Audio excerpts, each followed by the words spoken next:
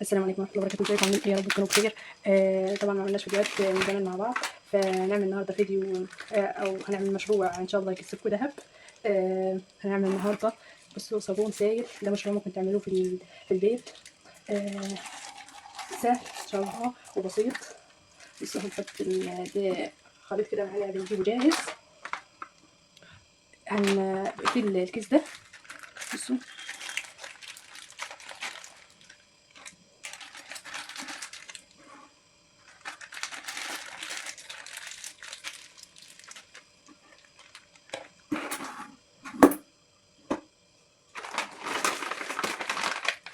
الكيس كان مفتوح تمام.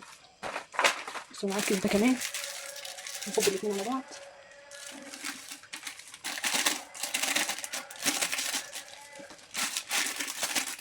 وهنقلب بقى ايه كده.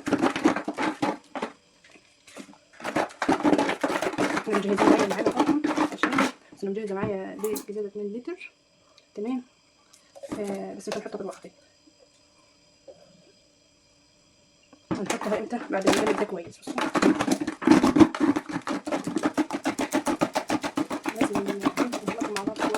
لازم نخلطهم مع بعض كويس جدا، وبعد كده نضيف الميه تدريجيا ماشي.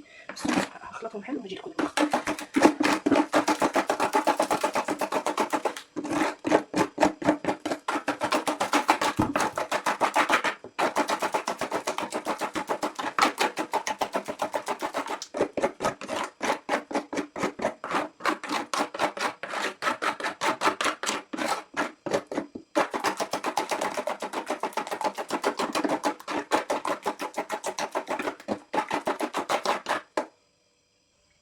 بصوا معانا 2 لتر، فهنحط كده واحده واحده من جوه.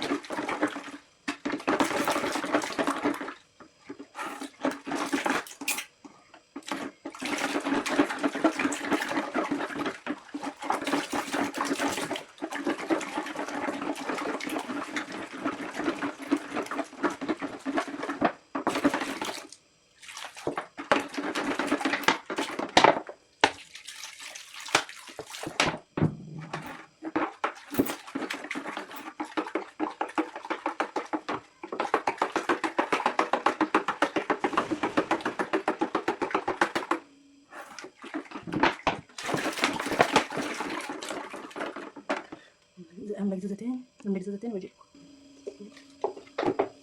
شفت كده تاني.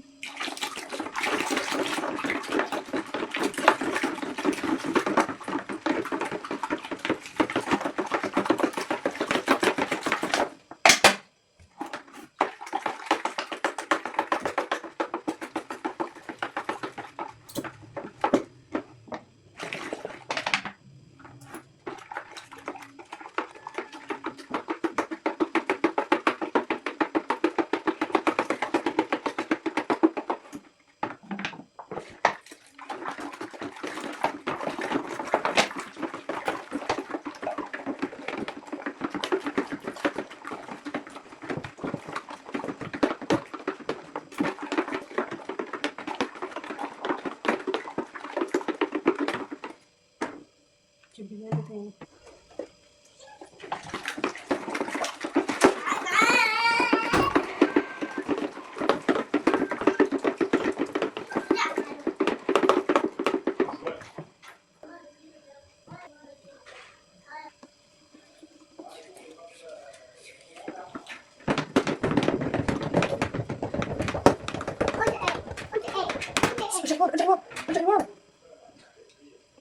يا بنت بصوا ساعتين كده وهوريه لكم بقى عامل ازاي ماشي.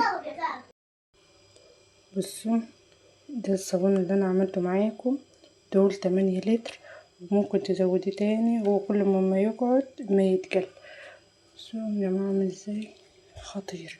انتوا ممكن تعملوه مشروع وتكسبوا منه على فكرة. يعني بجد يبقى مشروع مربح ومش مكلف ولا اي حاجة. احنا عملنا جردل، بصوا ما شاء الله الكمية دي، يعني بص ده ما كملش ساعتين، يعني بصوا عامل ازاي ما شاء الله.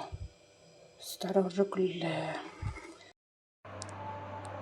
بصوا هوريكم الرغوة بتاع الصابون اللي عملته معاكم عاملة ازاي، ما شاء الله تحفة، وان شاء الله تعجبكم جدا.